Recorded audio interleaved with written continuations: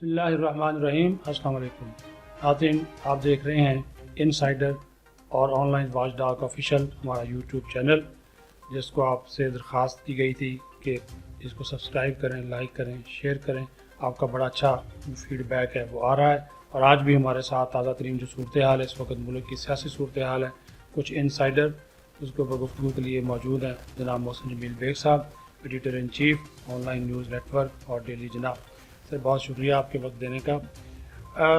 جو گفتگو کا آغاز آپ سے کریں گے وہ کہ اس وقت جو صورتحال ہے پولیٹیکلی، اور جو عمران خان تقاریر کر رہے ہیں، یہ کہا جا رہا ہے کہ الوداعی تقاریر ہیں، اور ان الوداعی تقاریر کی وجہ سے ہی کچھ لوگ جو ہیں وہ تبدیلی کی باتیں بھی کرنا شروع ہو گئے ہیں۔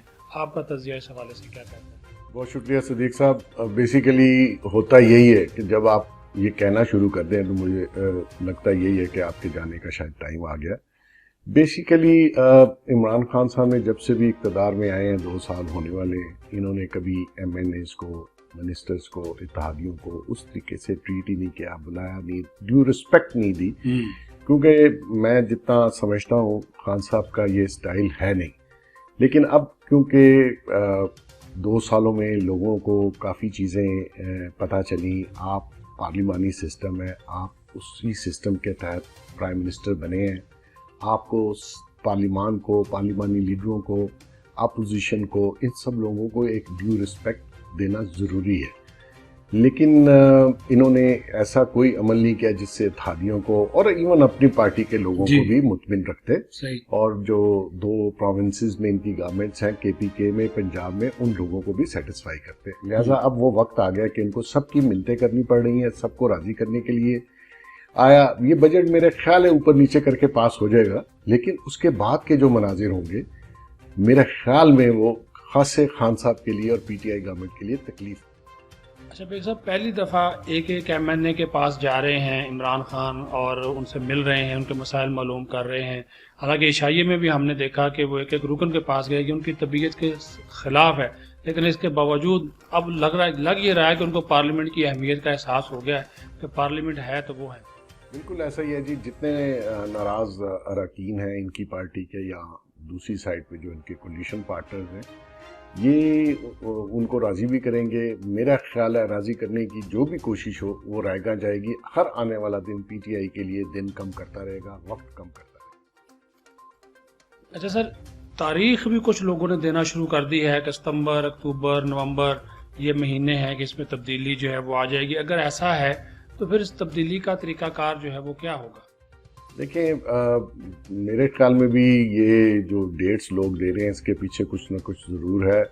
آنے والے 3-4 ماہ پی ٹی آئی سرکار کے لیے، عمران خان صاحب کے لیے بڑے سخت ہوں گے۔ طریقہ کار کچھ بھی ہو، میرے خیال میں اب ایک نیشنل گورنمنٹ کی طرف شاید جائیں گے۔ سنگل پارٹی اس ملک کے مسائل کو، عوام کے مسائل کو حل کرنے کے قابل نہیں ہے، اور نئے الیکشن میرا خیال میں 1-1.5 سال کے بعد ہوں گے، اور یہ کوشش کریں گے کہ سب کو جو بھی نیشنل گورنمنٹ میں پرومیننٹ لیڈر آنا چاہیں یا ٹیکنوکریٹس آنا چاہیں، اس کے اوپر ایک گورنمنٹ بنائی جائے جو کہ 1 سال تک رہے۔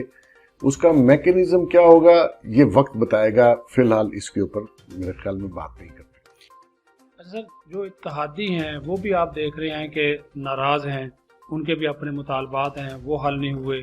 حتیٰ کہ یہاں تک بھی آپ نے دیکھا کہ کاف لیگ ہر حکومت کے ساتھ ہوتی ہے، وہ ساتھ نہیں ہے، مینگل گروپ ساتھ چھوڑ گیا۔ ایون کہ شاہزین بگٹی جو ہیں ان کا ایک ووٹ ہے، ان کے پاس بھی ان کو چل کے جانا پڑا کہ ان کی حمایت لی جائے۔ اور ساتھ ہی ضمنی سوال یہ ہے کہ ان کے حوالے سے کہا جا رہا ہے، شاہزین بگٹی کے حوالے سے تو کچھ انہوں نے لے دو کے تحت کو معاملات کو طے کیا ہے۔ آپ کے پاس اس حوالے سے کیا انفارمیشن ہے؟ ان کی ڈیمانڈز بگٹی صاحب کی بڑی سمپل تھیں۔ انہوں نے کہا جی میرے 3.5 بلین آپ دیں، اور میرے خلاف او جی ڈی سی ایل کے جتنے بھی کیسز ہیں ان کو ختم کیجئے۔ میرے خیال کیسز انہوں نے امیڈیٹلی ختم کر دیے، پیسے شاید ان کو 2-4 دنوں میں مل جائیں بیفور دا بجٹ۔ یہ آپ بہت بڑا جو ہے وہ انکشاف کر رہے ہیں کہ 3.5 بلین روپے، وہ کس مد میں؟ دیکھیں، ان کی ایک ڈیمانڈ تھی کہ جی ہماری لینڈ سے گیس نکلی، ہماری ریالٹی بنتی ہے، یہ بنتا ہے، وہ بنتا ہے۔ انہوں نے 12 لمبا چوڑا ایک بل بنایا ہوا ہے جو کہ 3.5 بلین پہ مبنی ہے، اور میرا خیال میں ان کو یہ پیمنٹ کر دیں گے، کیونکہ دیکھیں آپ اپنے فلسفے سے جب ہٹے، آپ نے کمپرومائز شروع کیے، پھر ایک کمپرومائز لیڈز ٹو 100 کمپرومائز. آپ خان صاحب نے کہا جی میں بلیک میل نہیں ہوں گا، ہو رہے ہیں. آپ نے کہا جی میں کسی کو برائبری، آپ دے رہے ہیں. آپ ایک دفعہ جب ہٹیں گے اور جب آپ کو یہ یقین ہو کہ میں کہیں نہیں جا رہا، میں اقتدار میں رہوں گا، یہاں سے آپ کی ویکنیسز شروع ہوتی ہیں. اور میں یہ سمجھتا ہوں کہ یہ آنے والے دن میں سب لوگ ان سے وہ باتیں منوائیں گے جو یہ اپنے فلسفے اور اپنے آئیڈیاز کے خلاف ہوں گی. آپ سر چیختے رہے، چلاتے رہے، جو پیٹرولیم مصنوعات کی قیمتوں میں جب کمی ہوئی تھی اس وقت ہی آپ نے کہہ دیا تھا کہ یہ جو پیٹرول کا بحران ملک میں پیدا ہوا ہے تو یہ ان کو بڑھانا پڑے گا اور یہ مافیا جو ہے وہ اپنی بات منوائے گا. اور آپ نے واقعی درست کہا، آپ نے دیکھ بھی لیا کہ مافیا جیتا اور حکومت ہار گئی اور مہینہ بھی ختم ہونے کا انتظار نہیں کیا گیا اور قیمتیں بڑھا دی گئی. بیسیکلی صدیق صاحب، گورننس جو ہے وہ خدا داد صلاحیت ہے جو کہ وقت نے ثابت کیا کہ خان صاحب اس صلاحیت سے آ رہی ہیں. انہوں نے جتنے ایڈوائزر سو کالڈ رکھے، 19-20 کے قریب ایڈوائزر انہوں نے رکھے ہوئے. ہر منسٹری میں ایک ایڈوائزر گھسایا ہوا جو کہ منسٹر کو کام نہیں کرنے دیتا اور اپنی رائے، اور وہ ایڈوائزر وہی منسٹریوں میں ہیں جن کا اپنا ذاتی وہی کاروبار بھی ہے، ذاتی انٹرسٹ بھی ہے، جیسے ندیم بابر صاحب ہیں.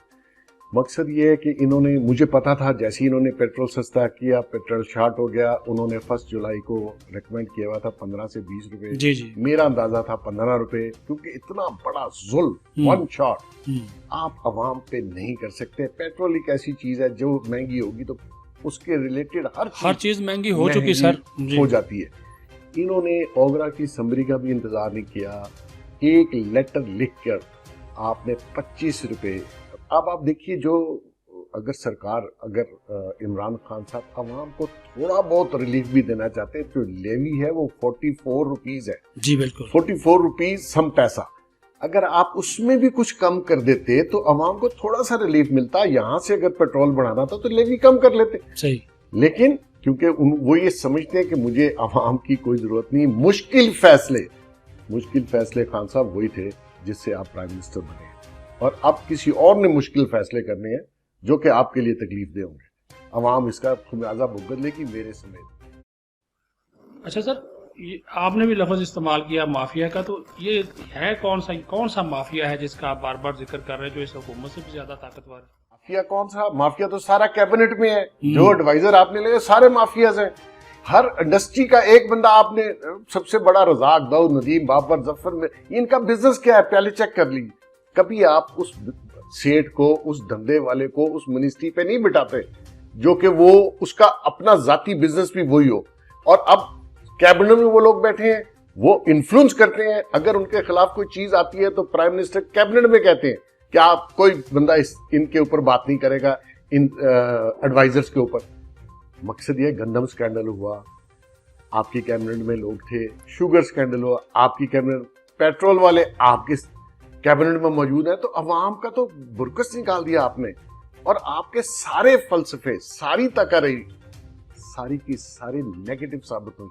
اور لوگوں نے اب یہ اعتبار کر لیا کہ آپ سے گورنمنٹ نہیں چل رہی، کیونکہ گورننس کا کوئی حال ہے نہیں. ایک کام تو آپ صحیح کرتے جس کے اوپر آپ کے جو ووٹر سپورٹر تھے، کم سے کم ان بیچاروں کے پاس کوئی فیس سیونگ ہوتی کیا ہم نے بھی ووٹ ڈالا ہے. مقصد یہ ہے کہ یہ گورننس ان کے بس کا کام نہیں ہے. اچھا سر، آخری سوال، قومی حکومت کی آپ نے جو ہے وہ بات کی ہے، تو کیا آپ سمجھتے ہیں کہ اس وقت جو چیلنجز ہیں ہماری اکانومی کو، ہمارا جو ملک ہے اس کو جو اس وقت کرائسس کا شکار ہے، قومی حکومت ان چیلنجز کا مقابلہ کر سکے گی؟ دیکھیے صدیق صاحب، مسائل ہمارے ملک کے معیشت کے ہیں. فائنینشلی ہمارا ملک بالکل ڈوب چکا ہے. مجھے نہیں پتا کون آنے والا اس کو نکال سکے گا، جو کہ بظاہر بہت مشکل کام ہے کہ اس ملک کو اس فائنینشیل کرائسس سے نکالا جائے اور عوام کو کوئی ریلیف دی جائے. جی اب تو میں سمجھتا ہوں کہ اس اسٹیٹ کا، یہ جو ہماری ریاست ہے وہ خطرے میں ہے. وہ اس لیے خطرے میں ہے کہ آپ کے پاس پیسے نہیں ہیں. فائنانس کا اتنا برا حال ہے کیونکہ ہماری جو 2 سال سے پالیسیز رہیں، ہمارے ایک بہت بڑے سائنسدان اسد عمر صاحب نے 2 منی بجٹ لائے، کرائسس کریٹ کیے، بزنس مینوں کو دبا کے رکھا. آپ کا پوری بزنس کمیونٹی اس وقت کام کرنے کے لیے تیار نہیں ہے. اسی طرح بیوروکریٹ کام کرنے کے لیے تیار نہیں ہے. اس مشکل حالات میں کس شخص کو آپ لائیں گے, کیسے اس کو نکالیں گے, اس کا ایک طریقہ ہے جو کہ تھوڑا بہت چانس ہے کہ آپ سب کو بٹھائیں اور ایک کنسنسس نیشنل پالیسی لے کے آئیں کہ اس ملک کو کیسے نکالنا ہے. یہ میرا خیال ہے کسی پولیٹیشین کے بس کی بات اب رہی نہیں, کسی ایک پولیٹیکل پارٹی کے بس کی بات نہیں رہی. یہ ملک آپ کا تبھی بچے گا جب سارے اکٹھے ہو کے اس ملک کو اس کرائسس سے نکالیں گے. یہ گورننس کا بہت برا حال ہے. آپ دیکھ لیجئے کچھ چیزیں ایسی ہیں جو صرف مینجمنٹ سے حل ہو سکتی تھی, وہ ہم نے وہ بھی نہیں کی. صحیح. ہم نے نہ آج تک مارکیٹ کمیٹیز کو کچھ دیکھا, نہ پوچھا, نہ ان کے اوپر کوئی ہیڈ لگائے, نہ کوئی پوچھ پرتیت کی کسی آدمی سے. فری فار آل ہے اس وقت آپ کا ملک, فری فار آل ہے. صحیح. جو مرضی کرو, مزے کرو, کوئی پوچھنے والا نہیں. خان صاحب آنے والے دنوں میں اپنے سروائیول کی جنگ لڑیں گے جو کہ میں سمجھتا ہوں وہ ہار جائیں گے. تھینک یو سر, بہت شکریہ. ویورز, آپ نے گفتگو سنی محسن جمیل بیگ صاحب کی. انہوں نے جو شروع میں بات کی اور آخر میں جو بات کی کہ ملک کو اگر مسائل سے نکالنا ہے, اگر یہ جو چیلنجز ہیں ان کے اوپر قابو پانا ہے, تو ایک ایسی قومی حکومت جس کے اوپر سب کا اتفاق رائے ہو وہ بہت ضروری ہے, اور اس کے لیے سب کو مل بیٹھنا ہوگا.